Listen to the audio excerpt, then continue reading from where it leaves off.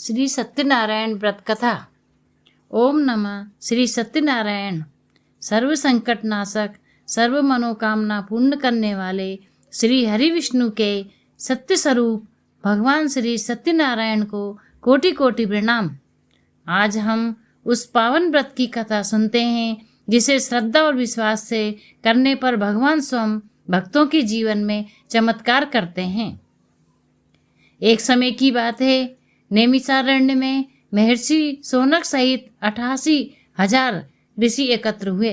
उन्होंने सूत जी से पूछा, हे महात्मन, कलयुग में मनुष्य अल्पायु, दुखी और पापग्रस्त है। ऐसा कौन सा व्रत है जिससे थोड़े समय में मनुष्यों को सुख शांति और मोक्ष प्राप्त हो? तब सूत जी ने कहा, हे ऋषियों, भगवान विष्णु ने स्वयं नारद जी को जो व्रत बताया था वही मैं आपको सुनाता हूँ। ये है श्री सत्यनारायण व्रत कथा। एक बार नारद जी पृथ्वी लोक में भ्रमण करते हुए मनुष्यों के दुख देखकर अत्यंत व्याकुल हो गए। वे बैकुंठ पहुँचे और भगवान विष्णु से बोले, हे प्रभु, पृथ्वी पर मनुष्य दुखों से घिरा है। कोई सरल उपाय बताइए जिससे वे सुखी हो सकें।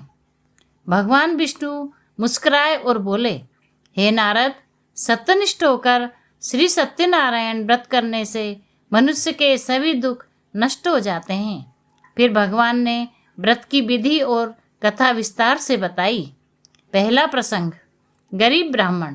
काशी नगरी में एक अत्यंत निर्धन ब्राह्मण रहता था। वे भूखा प्यासा नगर में भिक्षा मांगकर जीवन यापन करता था।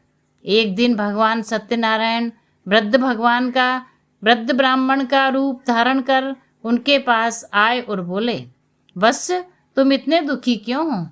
ब्राह्मण ने अपने दुख सुनाए। तब भगवान ने उसे सत्यनारायण व्रत करने की सलाह दी। ब्राह्मण ने श्रद्धा से व्रत किया और कुछ ही समय में उसकी गरीबी दूर हो गई और घर में धन धान्य भर गया। दूसरा प्रसंग, ब्राह्मण की पुत्री। समय बीता, ब्राह्मण ने अपनी पुत्री का विवाह तय किया, परंतु विवाह में व्रत करना भूल गया। विवाह के बाद पुत्री ससुराल पहुंचते ही अचेत हो गई।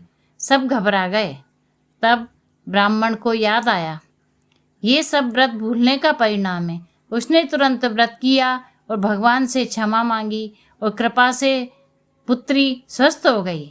व्रत में श्रद्धा और निरंतरता आवश्यक है। तीसरा प्रसंग, साधु और व्यापारी। एक नगर में साधु नाम का धनी व्यापारी रहता था। वे व्यापार हेतु समुद्र यात्रा पर निकला। मार्ग में उसे भगवान सत्यनारायण मिले। उन्होंने व्रत करने को कहा। साधु ने कहा, व्यापार से लौटकर आकर व्रत करूँगा। व्यापार में अत्यधिक लाभ हुआ, परंतु लौटकर साधु व्रत करना भूल गया। भगवान ने उसकी परीक्षा ली। जहाज डूब गया, धन नष्ट हो गया। तब साधु को अपनी भूल समझ आई। उसने पूरे परिवार सहित व्रत किया, परंतु भगवान ने पुनः सब कुछ लौटा दिया। चौथा प्रसंग, राजा उल्कामुख। एक समय उल्कामुख नामक राजा राज्य करता था। वे धर्मात्मा और सत्यप्रिय था। उसने श्रद्धा से सत्यनारायण व्रत किया। भगवान की कृपा से राज्य में सुख शांति, प्रजा में संतोष, अंत में वैकुंठ प्राप्ति। राजा के साथ उसकी प्रजा भी मोक्ष को प्राप्त हुई। व्रत का महत्व। सूत जी बोले, हे ऋषियों, जो मनुष्य श्रद्धा से ये व्रत करता है उसकी दरिद्रता दूर होती है, रोग समाप्त होते हैं, घर में सुख शांति आती है और अंत में मोक्ष की प्राप्ति होती है। व्रत करने का फल। पूर्णिमा, अमावस्या या संक्रांति को विशेष फल की प्राप्ति होती है। केले, पंचामृत, प्रसाद अर्पण करना चाहिए। कथा सुनना और सुनाना अनिवार्य होना है। भूल जाए तो क्षमा मांगना चाहिए। कथा का समापन। जो कोई भी इस कथा को श्रद्धा से सुनता है, पढ़ता है या दूसरों को सुनाता है, भगवान सत्यनारायण उसकी सभी मनोकामनाएं पूर्ण करते हैं।